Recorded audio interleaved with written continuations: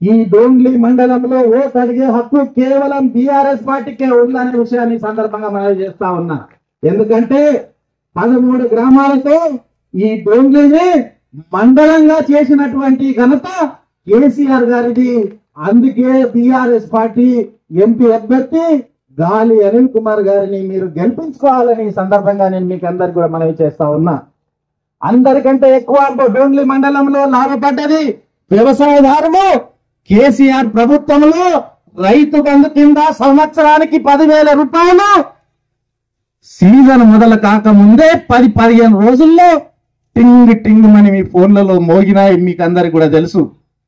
4 నెలల కింద వచ్చినటువంటి కాంగ్రెస్ ప్రభుత్వం కేసీఆర్ ఇచ్చే 10,000 కూడా ఇంకా అందరికి ఇవ్వలేదు.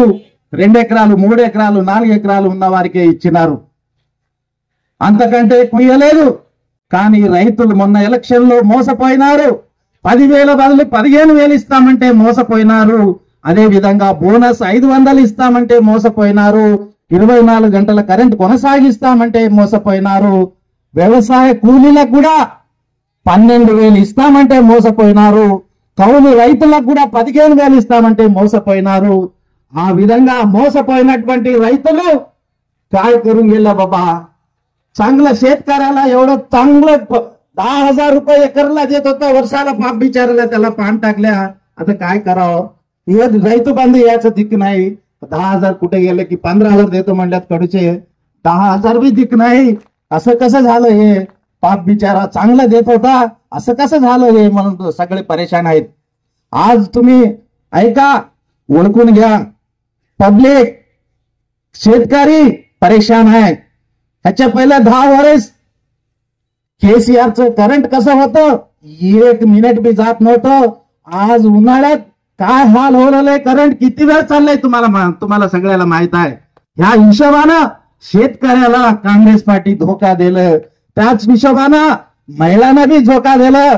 महिलाला 2,000चं पेन्शन 4,000 देतो म्हणले, तेच नाही, हर बाईला 2,500 रुपये हर महिना देतो म्हणले तर बाया ऐकल्यात पाप बिचारे. आज ते परेशान आहे. 2,000-2,500 कुठं आहे की काय आहे की ते पेन्शन बी आम्ही असलं तेव्हा 1 ते 10 तारीख मध्ये देत होत्या. आज पेन्शन साठी 10 बार पोलीस ते पोस्ट ऑफिसला जाऊन फिरून वापस येल्यात. 30 तारीख पत्र घाललेल्यात. जानेवारी महिन्याचं पेन्शन बी दिलं नाहीत.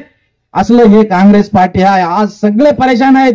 गोरगरीब परेशानी आहेत, शेतकरी परेशानी आहेत, महिला परेशान आहेत, सगळेच काय परेशानी आहे. हे काय झालं आपण ह्याचं लबाड गोष्ट ऐकून आपण ह्या काँग्रेस पार्टीचं सरकारला आणल्या, परंतु आमचं काहीच हे होणार झालं. म्हणून आज सगळेच परेशानी आहेत. त्याबद्दल हे 4 महिन्यात ते काय तकलीफ झाल्यात आपल्याला ते ओळखून घेऊन आपण सगळं हे काँग्रेस पार्टी जे आहे की नाही आज स्टेट मध्ये सत्तामध्ये त्याला आपण कळवून यावं म्हणलं तर आज आमचे पार्टीचे अभ्यर्थी आपले गाली अनिल कुमार साहेबाला 4 निशाणीवर मतदान दिलं तर हे सरकारला डोळे उघडतात. अरे गड्या 4,000 देतो म्हणलं तर वोट घालल्यात, आम्ही दिलं नाही. त्यासाठी बीआरएस पार्टीचे कॅन्डिडेटला जी दिल्यात. आम्ही 15,000 देतो म्हणून 10,000 बी दिलं नाही, त्याच्यासाठी त्याला जी दिल्यात.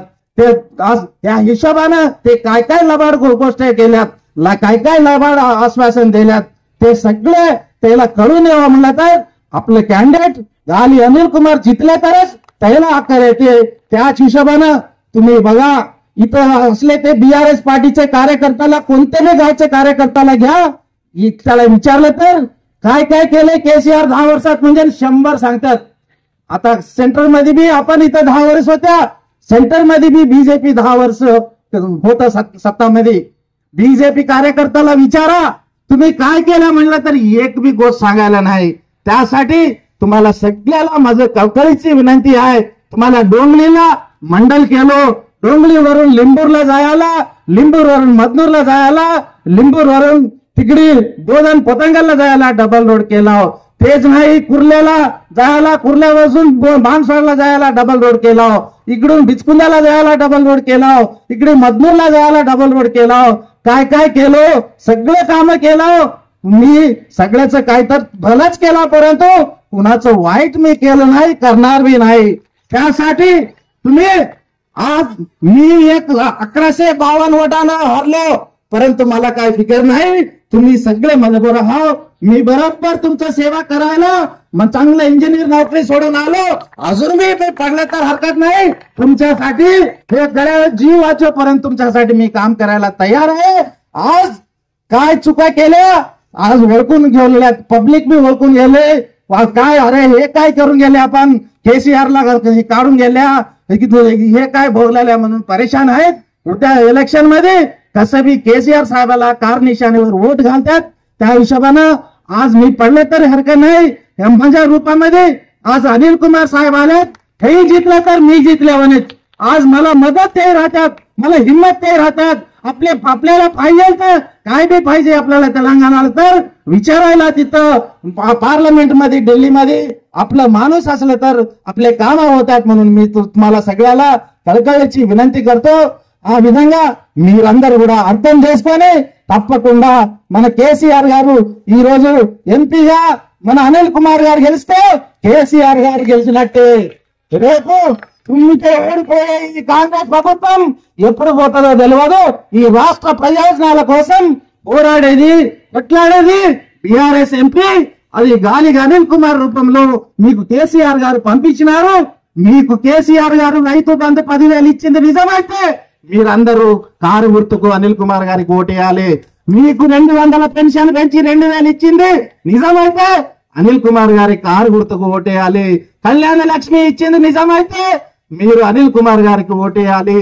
మీరు KCR 10 సంవత్సరాల పరిపాలనలో ఏ కుటుంబంలో ఏ ఇంట్లో ఏమేం పథకాలు వచ్చినాయో మీకు అందరికి తెలుసు. దయచేసి అర్థం చేసుకొని ఇటు కాంగ్రెస్ పార్టీకి అటు బీజేపీ పార్టీకి బుద్ధి రావాలంటే, మీకు మేలు జరగాలంటే, తిరిగి 24 గంటల కరెంట్ రావాలంటే, మీకు రైతు బంధు రావాలంటే అది KCR గారు పంపించినటువంటి గాలి అనిల్ కుమార్ గారు గెలిస్తేనే సాధ్యమైతది. వాళ్ళు కళ్ళు తెరిచి అరే మేము మోసం చేసినాం, ఇకనైనా మోసం చెయ్యొద్దు, ఇప్పుడు ఇయ్యాలనే అక్కలు వస్తుంది. కాబట్టి దయచేసి అందరూ కూడా అర్థం చేసుకొని రేపు వచ్చే నెల 13వ తారీఖు నాడు మరి పోలింగ్ ఉంటది. ఆ రోజు KCR గారు పంపించినటువంటి మన బీఆర్ఎస్ పార్టీ అభ్యర్థి అయినటువంటి గాలి అనిల్ కుమార్ గారికి కారు గుర్తు మీద ఓటేసి గెలిపించాలని ఈ సందర్భంగా మీకందరికీ కూడా శిరస్సు వంచి మనస్ఫూర్తిగా విజ్ఞప్తి చేస్తూ సెలవు తీసుకుంటా ఉన్నాను. కారు గుర్తుకే, కారు గుర్తుకే అందరు చేయలేకపోయింది, దగ్గర వెళ్ళిపోవాలా. కారు గుర్తుకే, కారు గుర్తుకే.